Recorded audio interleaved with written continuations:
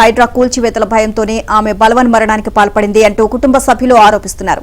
కుకట్పల్లి యాదవ్ బస్తీకి చెందిన శివయ్య, బుచ్చమ్మ దంపతులకు 3 కుమార్తెలు.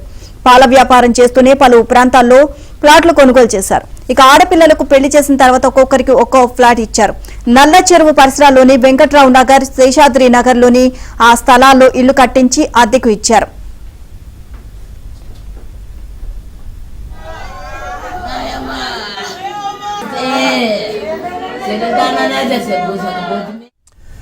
నల్ల చెరువులోని ఆక్రమణలకు హైడ్రా అధికారులు ఇటీవల తొలగించారు.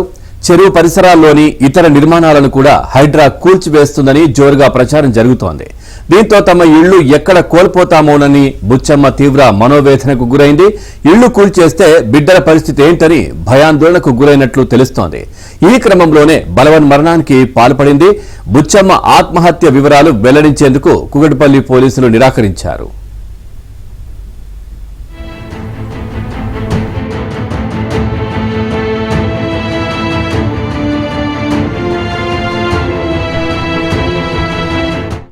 కూకట్పల్లి మహిళ ఆత్మహత్యతో హైడ్రాకు సంబంధం లేదని, ఆ ప్రాంతంలో తాము ఎవరికి నోటీసులు ఇవ్వలేదు అని హైడ్రా కమిషనర్ ఏవి రంగనాథ్ స్పష్టం చేశారు.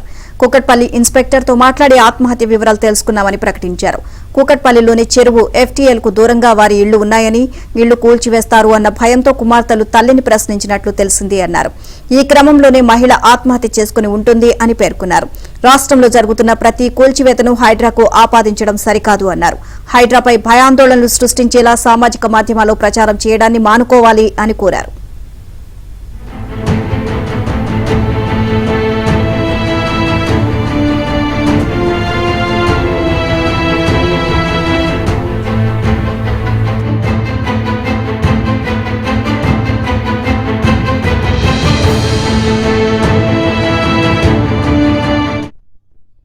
నాకు 3 బిడ్డలకు వాళ్ళకు జాగాలు ఇచ్చిన వాళ్ళు ఇల్లు కట్టుకోరు.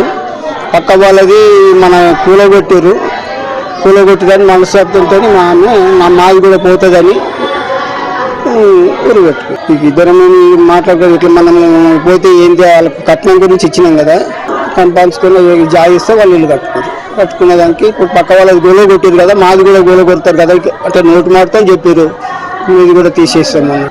దానివల్ల మా మనస్తత్వంతో 4 రోజులు సరిగ్గా అన్నం తింటలేదు. మా అమ్మ మా నాన్న ఇక్కడ కుకట్పల్లిలో ఉంటారు. వాళ్ళు చిన్నప్పటి నుంచి పాల వ్యాపారం చేసి కష్టపడి 3 బిడ్డలు, మేము 3 ఆడపిల్లలమే. పాలదండ చేసి మా 3 పెళ్లిని చేసిండ్రు.